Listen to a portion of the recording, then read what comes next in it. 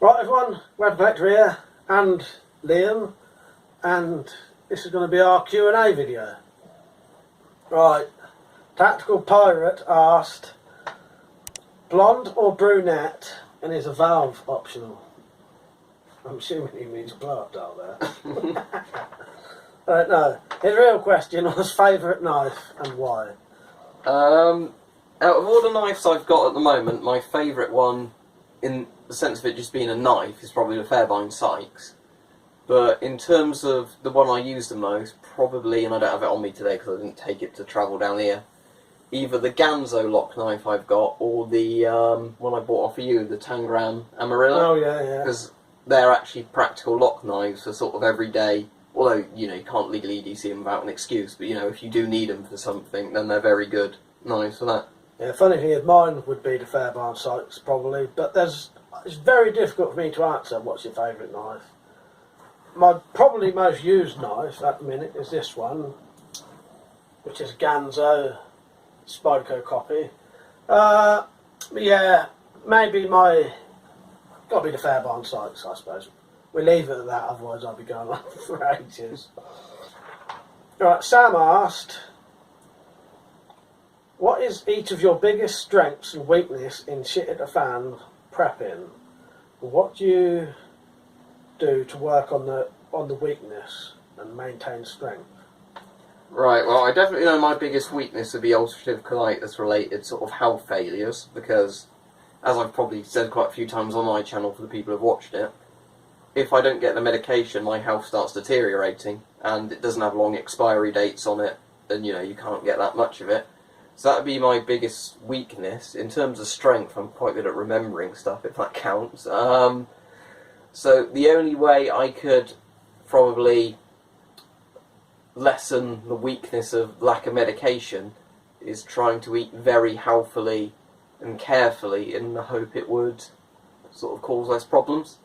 But otherwise, not much I can do about that, I'm afraid. No, I think my weakness would be fitness at the minute. So definitely need to work on it, and I am working on that anyway. I want to lose weight and get fitter. You know, you're always at your best the fitter you are anyway, aren't you? And strengths for me would probably be I am quite good at making things. I can make and improvise things quite easily, really, naturally, because I've been doing it all my life, sort of thing. So I can do those things quite easily, really. But yeah, I suppose that's answered that way, isn't it? Tony, Constantinople, said, who would beat who in a classic game of multiplayer GoldenEye? And he reckons he would win if he was against us. Have you ever played GoldenEye? Very briefly, so I reckon you'd win at GoldenEye, but I reckon if it was Time Splitters, I'd win. Yeah. But they're very similar. I was going to say, I reckon I definitely would win GoldenEye because of how much I played it. But I reckon if you had a month on it, you'd probably start beating me then. We used to play GoldenEye every single day. So there you go, Tony. And Tony, I reckon I beat you. I was good enough to get instant headshot kills. What was that gun in GoldenEye that did barely any damage that shot really fast that everybody... Well, I don't know, because there was loads. There was like, you had the PPK, you had the P90, I think, P90. There was loads. You had the golden gun. That was very like slow. the instant kill one, wasn't it? Yeah. I think there was one that was like, had a name like Kloben or something. Oh. It was like a Russian one, but it was like a really fast firing one, but did like no damage, and it was a bit of a joke then. You know what, I can't remember now. Prep for It said, what book, TV series or movie would you recommend to a person just getting into survival or DIY weapons or preparedness? Right, in terms of the book, what I can recommend is there's a book called Combat, and I'm pretty sure the author was Len Calcutt, I think it was how it's pronounced, and sadly he's dead now, because I actually had one of his relatives contact me on the review I did of the book to let me know that. But that's a very good book that's sort of a compilation and expanded on a lot of military training manuals. So it has stuff about sort of survival as in how not to catch diseases and things when you're out in the field, and, you know, mistakes not to make that would get you shot and things like that. So it's an all-round quite a good book that's just made from lots of different training manuals to sort of simply get to the point of a lot of those things. I've never actually heard of that. I'll have to watch a review on that. Is that an old video or something? A few years ago, yeah. I must have missed that one. You know, I would always say the SAS Survival Handbook. I can't really think of a lot of others in that kind of line. And also that Home Guard book would be good for shit hit the fan, I think. But yeah, you can't go wrong with the SAS Survival Handbook. It did say sort of survival, yeah, get into survival. But most people have read the SAS Survival Handbook, I think. That's like a first go-to, anyway. But definitely that. Leonard Christopher, he said, my question to both of you is, what is your favourite or most memorable video of all the ones you've each uploaded? Right, the problem I have often is the videos I think I've put a lot more effort into, YouTube doesn't think so and doesn't share them as much. So, ones that have the most views aren't necessarily my favourite ones that I've made. But I think out of all the videos I've made, some of my favourite ones have probably been some of the gas mask tests where I'm coughing and spluttering, where, you know, it's not worked properly or I've taken it off afterwards. But, yeah, I'd say that's probably it. But in general, YouTube just seems to share the ones that are the most tutorial-like videos, because I guess they're the most popular ones and people watching them. My favourites would probably be, I did like the gun law parody one or whatever it was. Mr. Hoplophobia, whatever his name was. I don't remember what that video's called now. But yeah, that piss take one was good, but I've never ever... That had a green screen, or dressed up as a character.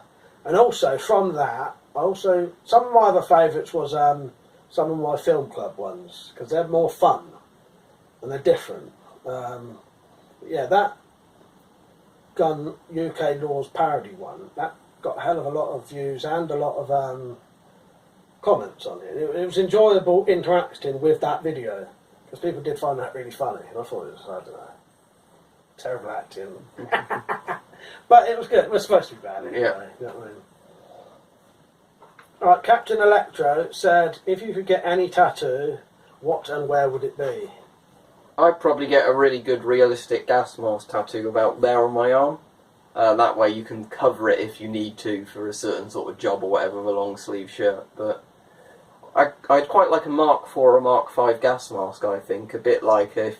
Because obviously I've got the S10 on this one, but that sort of style, like how Bart had done it, but sort of on my arm. But I've never really seriously looked into it, but there you go. No, weird enough, I've got tattoos, but I'm not really into tattoos. The only things because I don't like, it's hard to explain, but I don't tend to like things enough to want a tattoo of it. Like, I love guns and weapons and that, but I've never thought I want one of them tattooed on me. The only thing the closest thing I've ever come to a tattoo would possibly something, maybe a quote or something from the Dark Tower, possibly, which is a Stephen King book. Or the only other ones I thought of was possibly over your heart or somewhere important, if it'll make sense in a second, saying your blood type and to definitely revive you. Stuff like that. So when if you just, you know, it says what your blood type is, definitely want reviving, or whatever would be important. But yeah, that's about it really, Electra. Krylon said, What is one EDC item that you both keep on you at all times? Right, I can show mine. I've got my tablet case on me, and when I say tablet, I don't mean like a mobile type thing. I mean tablets. Now, I don't want to tilt this up too much that they all fall out, but I've got things in here, like with my inhaler as well in this pocket, where, you know, different medications that I need so I can keep them on me all the time, like painkillers and other ones that just help with my health, and obviously the inhaler for, you know, meaning that if I get an asthma attack or whatever, I can actually cope with it. Anything else? No, that's mine. Sure. Well, I've got my tactical pen as well, but I thought it was just You one don't sort always of have thing. it on you? Well, I've got this on me most of the time, but yeah, I was just sort of picking that as my main thing. But yeah, tactical pen as well, because it's handy for writing with. Main use of it. It's always annoying when you're out somewhere and want to write something down, really, you haven't got a pen. My EDC item that I always have on me in the house happens to be this knife. It's pretty much always in my pocket, just out of habit. Never ever take it out though, because it is it's not a legal carry. But yeah, that tends to be on me more than anything. In all honesty, really. Yeah. Out and about, a completely different story though. But yeah, it tends to be that. I'll tell you what it is specifically. It's a Ganzo G729. If you want to look them up. Quite a nice knife. Right, I'm going to answer this one on my own. Slingshot said, when are you going to make Liam's slingshot? So I'll be making it soon, mate. I've had a bit of delay, so maybe within a month. And are you and Liam going to meet up soon? Well, yes, right now. He's here right now. So yes. My name's ICG said, what is your favourite multi-tool and why? I don't have many multi-tools, but the one I've got that I do like is, I think it's actually a Ganzo one, the same company that does the knives. And it's got pliers on there, wire cutters, and lots of things you have on a Swiss Army knife. Sort of different screwdriver attachments and, all that sort of stuff. So that's pretty practical. I've actually used that with the screwdrivers and stuff to do work with before. So yeah, that's a pretty good one. It's a nice solid metal one that's, as good as a Leatherman really, but a lot cheaper. I don't actually have a proper, I've got no real name multi-tool. I've got one in there which is, it's not quite, like with a Leatherman the blades are in two parts of the handle. It's not like that. It's a pair of pliers with a handle and the blades are in that, just one side. Okay. That's my most used one, but it's a cheap one. I've never really had, I had a Ganzo one, but I sold it. Yeah, my most used one is a cheap multi-tool basically. Does the job, got pliers on it. CW Outdoors said, who is the best shot? Shoot off in the garden. Right, so we're going to go outside now and have a shoot for you, Carl. Right, so who's the better shot? So it'll be 17 metres, freestanding with 2.2 Webley Stingray Deluxe. We'll have a shoot and then we'll show you the target, Carl. So 3 shots. Yours is that side. The left one or the right? Right. Right.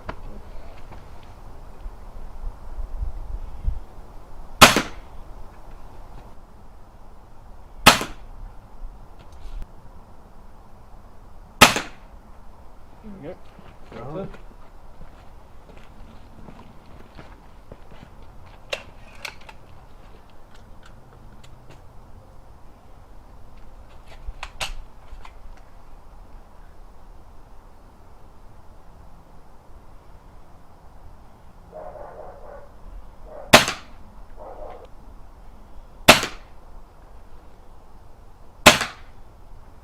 Right, let's go and have a look, shall we?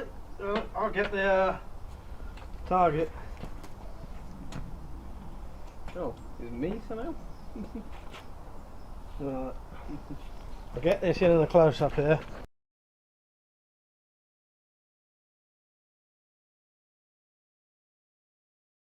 Liam's then.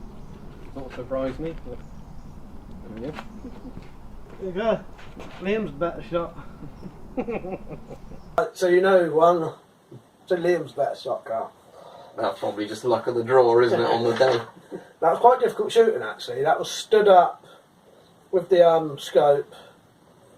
Yeah, and that was as far distance as I could get. It was about 17 metres, Carl, I think. Well, the sunlight was sort of in the wrong angle as well and everything.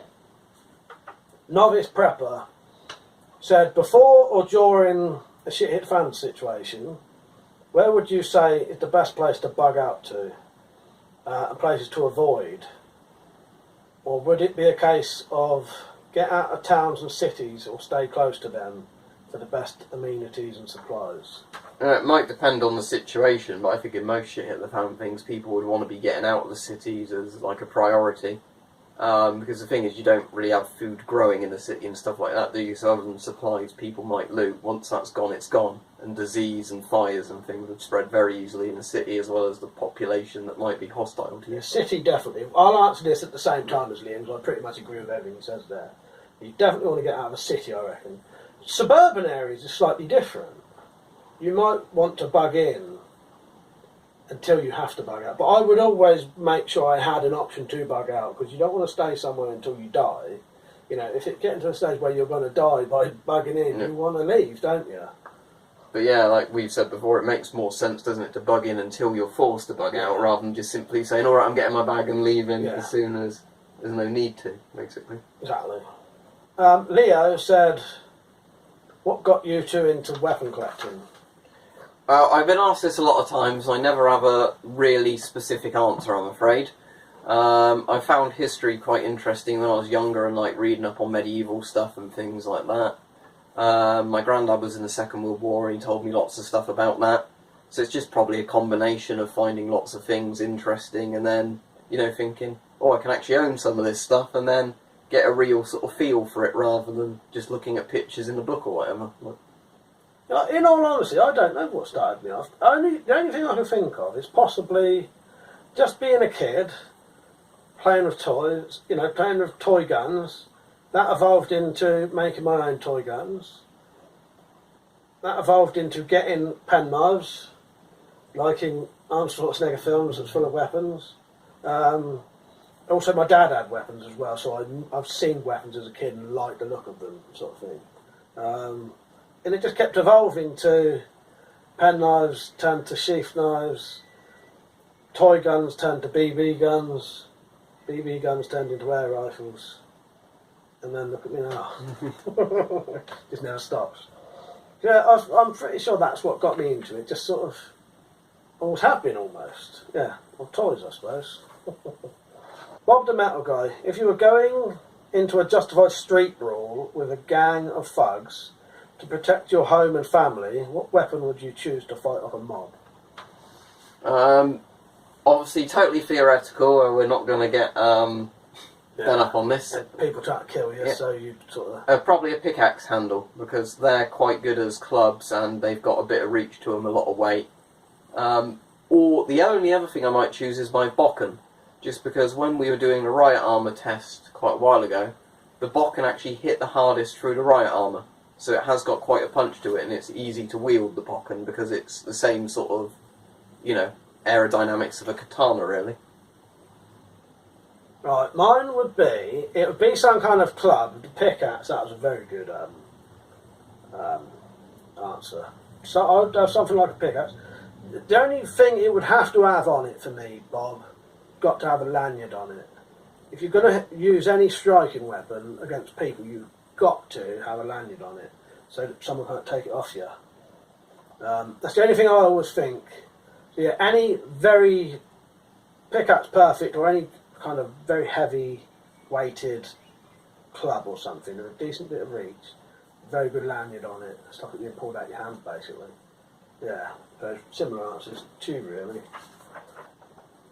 Iron Man Spartan said, favourite movie ending, any genre? Oh, that's a tough one. I'd say probably the ending of Doctor Strangelove, where they've been talking about nuclear annihilation for the entire film. Spoilers, obviously, for this sort of thing. It ends up happening, and then they start having a arms race towards building the best sort of vaults or bunkers, a mine shaft gap, for their sort of rebreeding program. And then it ends with Vera Lynn's "We'll Meet Again," while lots and lots of nuclear bombs go off. Because it's sort of a dark comedy ending. That is a good film, though. I do like that ending. Mine would probably be... This is a bit of a weird one for me. The ending to Good, the Bad, the Ugly is good. I do like the ending to that. You didn't have a chance to think about that, did you? No. So even with me thinking about it, I still struggled. The ending to The Good, the Bad, the Ugly is very good. I like the whole... Right up until when they go into the cemetery. The whole sequence right up to when... he shoots the rope again, basically. That's a good ending. But a very memorable ending to a film, to me, is the end of Goodfellas. I don't know why, because it's not even a good ending. I think it's something about the music for that ending. Because basically making it is a grass, really, so it's not really a... But I don't know, there's something about the end of Goodfellas I've always liked. I think it's just the way it's filmed, the music. Yeah, you'd have to see it to know what I'm on about. But yeah, something about the end of Goodfellas always... As soon as I read that question, that was the first thing that popped into my head. Marcus Brackley said, in a proper shit hit the fan situation, would you be prepared to eat domestic animals, as in cats and dogs, even if they were your own pets, or not, and not just someone else's? I mean, the sad reality of something like that is probably yes, but the thing is I don't really have any pets worth eating, so I'd just starve them, wouldn't I? I would definitely eat dog and that, and I would never eat a dog in this country, because it's not normal, is it? But I think if you went to a country where people was eating dogs and it's acceptable, you know, because we eat cows, and in other countries that's unacceptable. Or pigs even, isn't it? So, but, shit hit the fan, definitely. I don't know how easy it's going to be to eat your own dog, though. But as you said, if you're actually starving to death, and it's life or death, you would have to, really, wouldn't you? Would you choose your own life and die, and let a dog live, sort of thing? But yeah, but I reckon eating your own pet would be very difficult. Ninja81 said, what's your favourite firearm? Alright, out of all the ones I've got in my collection, and historically, probably the R1A1 SLR, which I can't point to it on the wall behind me on this one, because I'm in Mike's house, not mine, but it was the British-built version of the FN FAL, so the battle rifle known as the right arm of the free world. As popular as the AK was for the sort of bad guy gun, the gun of communism, the FAL was that for the Western world during the Cold War, for most of it, and then like M16s and everything took over later on, but it's got a nice bit of history behind it, and it's not an obvious choice as some people would pick for something like an AK or whatever, so it's, you know, a bit more interesting in that regard. Well, mine would probably be, for what I own, the Chinese Type 86 bullpup rifle, because of how unusual it is. As for something I could own, I don't know. I always like the Desert Eagle. I always like this. Something about Desert Eagles, because it's an unusual shape, isn't it? Yeah. That'd be my answer to that. A bit short, but Jim M. He said, like you, I live in the south. It's pretty rural where I am, but there's plenty of shitty towns, and only 30 miles from London. Does it worry you that people around here don't have anywhere to run to when the shit hits the fan? I'd have to bug out 100 miles away to build my shack and grow some grub. So does it worry us? No, I think the problem is, in some of these scenarios anyway that people talk about, you'd be so screwed regardless that I wouldn't worry too much about them. It's a bit like when people talk about nuclear war, you think if it goes off, you're fucked. So, dead anyway, ain't you? but the thing is, you could always, I guess, like you said, load a load of stuff up into a car if possible and move away further. But again, it would all depend on the type of scenario, I think, wouldn't it? Because there's some scenarios which might be shit hit the fan, but it doesn't mean people like looting everywhere. No, exactly. No, I agree with you pretty much with everything there. The thing with the shit hit the fan thing, it's so many variables in it. But I would say you certainly don't want to be in a city when it's full on rioting and stuff, would you? You know, buildings burning and you'd have to get out. You just have to get out anywhere really, wouldn't you? Alright, this is a good one. Just Now 69 said, what's the most unusual but fun thing you've both done? Well, that's a hard one. I'll think about the weird things I've done on holiday. I'll tell you what was weird but unusual and very interesting and fun and everything was when I went to Poland, in Krakow, or Krakow, however it's pronounced, there's the salt mines there. And it's like a massive underground, almost like a Bond villain lair, where they've hollowed everything out, yeah. and there's these massive chambers, and they've made all these sculptures out of the salt and everything. So yeah, I'd say that was a very unusual and fun thing. I don't know if it was the most, but it's the only thing I can really think of that, you know, is very unusual in a sense, rather than just saying, you know, here's something, you know, normal that I've done, which was fun. Right, now, this is a really hard one for me to answer, because I have done quite a few unusual things, but they weren't always necessarily fun afterwards. Well, when I look back on it, I've done some very strange things, you know,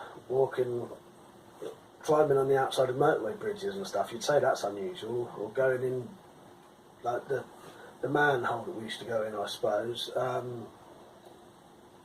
Unusual but fun, maybe when I took acid with my friend. That was certainly unusual, and nothing really bad happened. So yeah, it was quite a laugh. But that was the time when I was getting freaked out. Isn't the right word, but couldn't handle being in a room, so I jumped out that bedroom window onto the roof. Yeah, and then that's when we went up the village, and then I thought I saw. I still to this day think I saw a film crew up there, but I don't know why there would be a film crew. But yeah, if I can answer this one better now, because I've had to think about this, and I couldn't really think of anything. Because I have a very bad memory nowadays as well. I like to write after stuff down like that I've done in my life because I can't remember it anymore. Used to drinking. I think of something else now. I'll let you know. Well, the last one on here is from Stu, WS94. He said, in both your opinions, what's the best draw weight for a crossbow in a shit hit fan situation? I reckon, because it depends on what you can actually find on the market, because annoyingly a lot of the prods I've got now you can't seem to find for sale anywhere, but I reckon somewhere between about the 80 and £100 mark in terms of draw weight, because I've got the £105 prod, and that's pretty much perfect for draw weight in terms of power and accuracy, but, you know, not too difficult to cock, but you could probably go a bit lower than that and still get accuracy, because my £40 prod is accurate enough to about 10 yards and still penetrates well, but after that the accuracy falls off quite quickly because the bolt just starts doing that.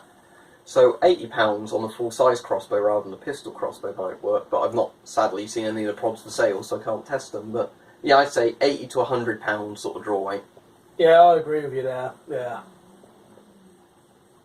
Anything, you know, when you start going up to 150, 175, it's tiring. Don't need that much power. Yeah, about 100, well, as you said, 80 to 100, maybe 120, but you don't really need any more than that, I don't think, on a recurve for shit at a fan. How'd you say that name? I assume it's a Polish name, but I'm afraid I can't pronounce it. I'll guess then. Right, so Zjord, he said, would you buy an SF10 if you could? Certainly, the SF10, for those of you that don't know, with the S10... Including me. It's the one that the SAS used, basically, with the dual filters. I don't know if they still use it anymore, but at the time... Oh, they did, yeah. I think it actually stood for Special Forces 10 rather than... S was just the name they used for all the respirators, but I think the SF10 was actually, you know, Special Forces 10 was the name they gave it. Yeah, definitely if I could get one that wasn't a stupid price. I've seen them on eBay before, but often, you know, for ones in okay condition, they're stupid money. So I wouldn't pay much more than I would for a regular S10, basically. But it's a bit like that with some other masks. If it's a very small variant change of a normal mask, I wouldn't pay loads for it, just because it potentially could have been used by somebody that most likely wasn't. Weirdly enough, I didn't know what an SF10 was, but I said in my live stream earlier, if I was ever going to buy masks, it would be that type of mask, so yes I would. Matty Dolan said, what is your favourite medieval weapon? Out of all the ones I've got, and loads of ones I've seen, probably the bill hook, and Richard Weaponsmith did me that really cool, good bill hook, but because the bill hook's like it's a type of halberd, really, you've got a thrusting bit on it, you've got an armour-piercing spike on the back, which you can grapple horsemen from the saddle with, and you've got the big cleaving blade on the front, which you can just, you know, bring down and chop arms off or whatever, in a theoretical medieval situation anyway, not run around today doing that, but yeah, I'd say the bill hook just because it's a very versatile thing, and I've actually used it gardening quite often to get rid of the really annoying ivy that grows everywhere, or it just rips that to shreds even when you can't use proper like tools on it. Mine would probably be maces, I think. I don't own a lot of medieval. What about medieval warhammers? Yeah, warhammer I suppose. My one's a bit modern though, isn't it? Yeah, the Warhammers, like but the feel of that hammer, yeah, it'd be lovely. Yeah, do like Warhammer saying that. Yeah, maces. I don't know what it is. I've always liked maces, especially World War II maces. Not that we're on about that, but the trench club kind of. Yeah, yeah, I do like a spiked club. Matty Dolan also asked, "What is the oldest gas mask you own?"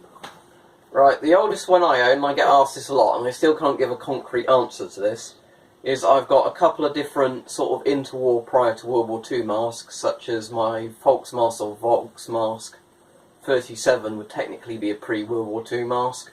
Some of my British ones like the civilian mask, the civilian duty, maybe my Mark IV GSR. There's a lot that I've got that could be potentially built before World War II, but a lot of them, because the dates have worn off and the rubber, because they're so old or whatever, you can't really tell. So, any of those masks really. Right, mine would be, if I can even remember what my mask is. Finish M61V2. There you go. How old's that, you reckon? Well, You probably know, I don't know. They were called the M61 because they went into service in 1961, as far as I'm aware. They're based off the US M9. Well, they could be pretty old then, yeah, that's Yeah, quite old really. but the V2 obviously wasn't the first generation, because the V1 I think was pretty much a direct copy of the US M9A1, which they're based on. Then the V2 was in production for the longest period, and then I think it was the 80s or whatever, they did the V3 with the voice diaphragm. Or is any of them new ones you gave me older than that? Probably not, because those ones are Cold War right, yeah. ones as well, other than the modern I have one. got a, it's not mine though, but in That the would loft be the I've got oldest a, is that World War II? Yeah, that's the civilian duty one. I can say But that's that's not technically mine, but it is in the house. John's Life said, if you could have any firearm, what would it be?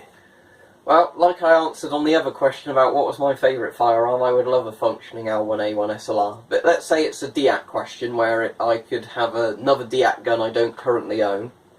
I'm trying to think of a really cool one. What I would love, and I'm really annoyed I didn't buy this years ago, is the Set Me Model L. Because that was Spain's 5.56 rifle, I think, before they just ended up buying M16s from America. It had some problems with it, but it was a really cool sci-fi looking rifle. And D&B Military at one point had them like for £300 or something, and at the time I didn't have the spare money. And then it's one of those things now, I really wish I'd have bought it, because they look cool. Price, really, isn't it, if you've got the money. I'm going to take this as a shooting firearm if I had a firearms licence. Now, I don't know. Some kind of 2.2 rifle. Ruger 1022, is that the one with the little mag? And Yeah, it's the really popular one in the States. Maybe one of those. I reckon that would be quite an all-round... You know, you could use it for things, but it'd also be quite a fun gun to shoot. You can practice with it, plink with it, hunt small game with it. Yeah, it does everything. That's probably really what I would pick for a fully working firearm with a licence. Right, Matty Dolan again asked, if you could buy one thing from the dark web, what would it be? I don't even know whether this would be answerable. I'm trying to think what would be legal, because I'm obviously not going to say I'm going to buy this illegal. What about tablets? I suppose I could. Antibiotics for stashing away for shit at the fan. That's a good one. What Mike's just thought of. Yeah, you could buy things that technically... That's about it, really, because anything else is just illegal. Yeah, it's just like literally buying drugs or whatever else. I'm trying to think if there's stuff over here that's technically legal to own, but nowhere really sells it. Is that, like you said, with antibiotics? Because I suppose if they had ulcerative colitis medication for me on there that was long. That's the only thing I could think of, though, because the thing is, everything is just illegal anyway, so, you know what I mean. Laser Point Productions said, do you recall your first gas mask filter? And it's actually the same for Mike and me. It's the M61's filter, if you can find it, This one. Yeah. That filter, because my first mask was an M61 V2, and weirdly that was Mike's as well. I think it's just and this is the one. This is the actual ones for me. So I think it was just because they were probably quite common on the UK surplus market at one point. But yeah, my filter for that still works. I mean, I don't know which was the original filter now, because I've got a couple of M61 filters where I've just got in my local army surplus store before they closed. They used to do them for like £1.50 each, those filters sealed. Did they? So yeah, you could look at the dates on the shelf and then pick a load. But yeah, they did work pretty well actually, but I guess it was just because they were sealed quite well. Again, I wouldn't trust my life on them at that age, but in terms of air freshener and smelly things, you couldn't smell anything through them. Did not know those, so that's cheap as anything, isn't it? No. Preston said, favourite World War II gun? Right. Out of all of them, in some ways, probably the M1 carbine. I've got one on my wall, and the M1 carbine was a really good sort of, although it couldn't be used at all that long range is it was very lightweight, very compact and comfortable to shoot, very effective. America used it to great effect in the Pacific campaign. So all around a good gun, but I also like the Lee Enfield's, Bren guns. Some of the German guns like the Sturmgewehr 44 are really cool as well. There's lots of good choices for World War II, but I think the M1 carbine was kind of a bit like an assault rifle, but before assault rifles were really a thing. He named mine Bren gun. Always liked the Bren gun to the amount that I even owned a deactivated Bren gun once. I had to sell it in the end. It was a bit too big. It's very hard to display a Bren gun. The hooks you would need to put it on a wall. It's almost like a coffee table gun, yeah, isn't it? it is. But yeah, lovely, and it dry fired and everything. Yeah, absolutely loved that. But just, it was uneconomical to keep at the time. I would like to have another one of those. But yeah, there's something about the Bren gun because it's an unusual looking gun as well. Yeah. Yes. Not that many guns, is there, with the mag in the top? No, because even to the degree where it's in the way of the sights, and the sights are offset. Yeah. You know, it's quite an unusual design, but it works. Video Base said, what's your favourite Mad Max film and weapon? Right, my favourite Mad Max film, as much as I like the new one, Fury Road, my favourite Mad Max is Mad Max 2, or The Road Warrior, whatever you want to call it. Just because they did a lot of those hardcore stunts, you know, in real life, where they could have died doing them, jumping from lorries and cars and all that sort of stuff. Favourite Mad Max gun? I mean, I can't think of many guns in Mad Max. Or weapon. Or weapon. Well, probably some of them are arm-mounted crossbows they have then, because I said otherwise it's just sort of rusty old shotguns. Mine would be definitely the arm crossbow. I even made one, an arm crossbow. But my favourite Mad Max film would probably be the first one. I'm quite into revenge films, and that's it's a revenge, bit of, you know, good bit of revenge. The thing that ruined Mad Max 1 for me is when I watched Mad Max 1, I saw the American dubbed version, because on the DVD... Right. That's not what I thought you were going to say. I thought you were going to, because it's quite a campy film. No, I like Mad Max 1, but like I said, the thing that ruined it when I first watched it is on the DVDs now, right? If you go and buy it on DVD, the American dub is the audio it automatically selects. Yeah. You have to go in the audio options to select the original Australian one. No, I must have got lucky with it. So yeah, they've got it all overdubbed, and it ruins the whole feel of the film, because they cut out as well a lot of stuff in the background where you hear them saying on stuff like the radio, you know, that the oil prices are going up and all this stuff that's the world building stuff. They cut that out because they didn't want to bother dubbing that with an American voice in the background as well. So it's just... Yeah, I can understand why that would sort of spoil it. It is a good film, Mad Max 1. Right, Frosty said, do you have any pets? And this is the last question, by the way. Out of the pets I have at the moment, I have one rabbit and I have one fish, and we have a budgie. So going back to people saying, would you eat your pets early? It might have been Marcus, I can't remember. You get rabbit starvation if you eat rabbits anyway, and there's only one, and it's a Netherland dwarf, so she's not even big. The fish is just a tiny little clown loach, and a budgie is... At least you'd have more to eat than me. I'd have that frog in the garden, maybe, that we saw earlier. I think I'd probably just turn into a cannibal at that stage rather than eat my pets. But, but I volunteer at an animal shelter, so I, work with dogs and cats and rabbits. No. I haven't got any pets. The last pet we had here, we did have a rabbit that died a couple of years ago. That was supposed to be a miniature rabbit, and it turned out it was a full-size rabbit when it actually grew bigger. And we did have a pet female blackbird a couple of years ago as well. That was sort of rescued. Would have died otherwise. Yeah, we've got no pets here at the minute. Probably nearly had a pet bird recently, but I decided to just let it go instead of... Because I'll tell you what, having a pet wild bird is sort of cruel anyway. Unless they're injured and can't look after themselves ever, if they've got a permanently broken wing, you'll die anyway. But it's a lot of work as well, shitting everywhere. And, that's just a bird, but that blackbird would literally shit everywhere. so yeah, no pets for me. So yeah. So that's the end of the Q&A. I hope you enjoyed it. It's probably gone on for nearly 40 minutes, I think. I'm not sure. Can't see the timer at the minute, but yeah. Right, hope you enjoyed the video. Thank you for watching. Cheers.